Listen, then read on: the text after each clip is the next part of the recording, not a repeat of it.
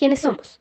Somos la empresa Halusem, contratada por el Gobierno Nacional para analizar la medición de caudales en diferentes contextos. El propósito de nuestro trabajo es realizar un modelo experimental simplificado que permita conocer el caudal de grifos en el hogar y analizar la dotación neta por habitante en comparación al reglamento técnico del sector de agua potable y saneamiento básico.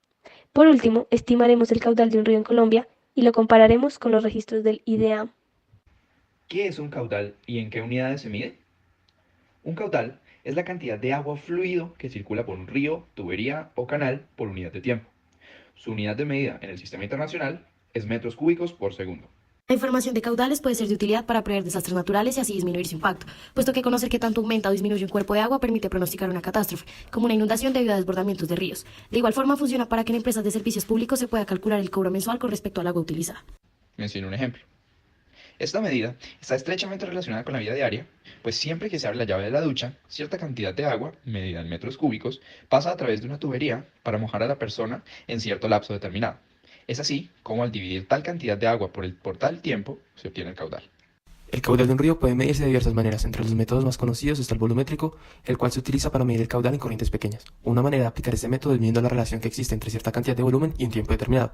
Otro método es el de la velocidad con respecto a la superficie. Los procedimientos más comunes que esta comprende son el uso de un flotador para que fluya corriente abajo por una distancia conocida y verter la corriente a un colorante para que fluya por esta en una distancia determinada. En ambos casos, se debe encontrar un tramo donde la profundidad y el ancho no varíen notoriamente. Después, se identifican dos puntos con una distancia definida para medir la velocidad del flotador o el colorante, midiendo así el caudal.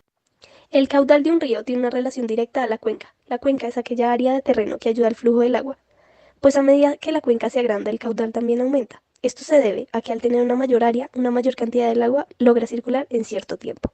La cuenca del río Bogotá varía, ya que el 30% de esta tiene un relieve fuertemente ondulado hasta un relieve fuertemente quebrado. El ondulado tiene pendientes entre 2 y 25%. Después, el relieve fuertemente quebrado tiene pendientes entre 25 y 50%.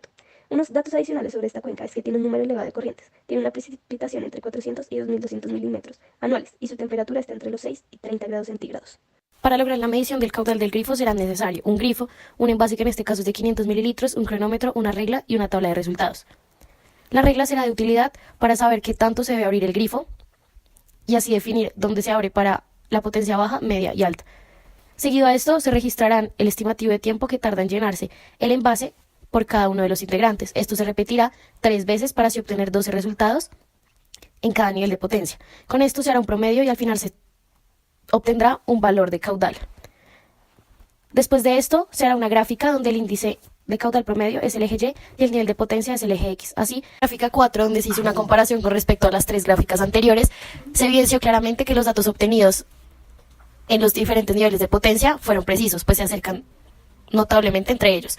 Incluso hay unos valores que fueron iguales, pues por esto se sobreponen unos puntos entre otros. Reciclar el agua obtenida a lo largo del experimento en diferentes labores, como el lavado de loza, hidratación o cocina, para no desperdiciar lo que se gastó.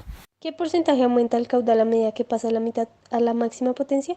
Pues teniendo en cuenta que el valor promedio del caudal encontrado a la máxima potencia es el 100% y que el caudal a potencia media es el 57.89%, se puede establecer que el incremento del caudal de la mitad a la máxima potencia es el 43.11%.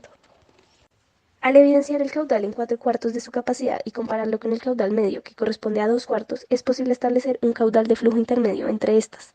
Esta medida equivale a 3 cuartos de la capacidad de flujo y puede verse como el promedio entre ambas. El valor determinado es de 1.5 por 10 a la menos 4 metros cúbicos por segundo.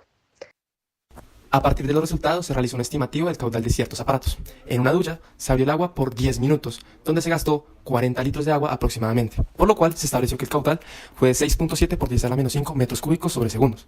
En una manguera de jardín se abrió una manguera por un minuto, donde se estableció que se gastó 50 litros. Después, al abrirla por 10 minutos se estableció que se gastaron 500 litros, teniendo un caudal de 8.3 por 10 a la menos 4 metros cúbicos sobre segundo. Todos los caudales se miden en metros cúbicos por segundo. Debido a esto, la medida de cada flujo de agua se obtiene de acuerdo al tiempo que toma cierto volumen de agua en salir, ya sea en la manguera contra incendios en la manguera de jardín o la ducha. Para modificar el caudal de estas fuentes es necesario variar la presión con la que se espera que sale el agua, Para realizar un estimativo del consumo diario, se realizaron las actividades cotidianas de una persona del grupo con la intención de medir la cantidad de volumen de agua que gastó en un día promedio. Al finalizar el día, concluimos que se gastaron aproximadamente 75 litros y medio. Este valor fue calculado con la suma de algunas labores, como lo son la ducha, 40 litros, el uso del inodoro, 10 litros, lavado de manos, 3 litros y medio, lavado de platos a mano, 20 litros y aseo de la casa, 4 litros. Al medir el gasto promedio del estudiante se hizo una comparación con los datos dados por el RAS, donde se estipula que una persona al día gasta 90 litros con un nivel de complejidad del sistema bajo. La medida calculada difiere de la medida establecida por el RAS en 12.5 litros de agua, más cabe resaltar que la realizada por el grupo no tiene información como el lavado de ropa, hidratación personal o para mascotas o el mantenimiento de plantas. Además, al calcular el volumen del agua no se contaba con herramientas para una medida exacta a diferencia del estudio hecho por el RAS. Para analizar, se del río Cali y el departamento del Valle del Cauca.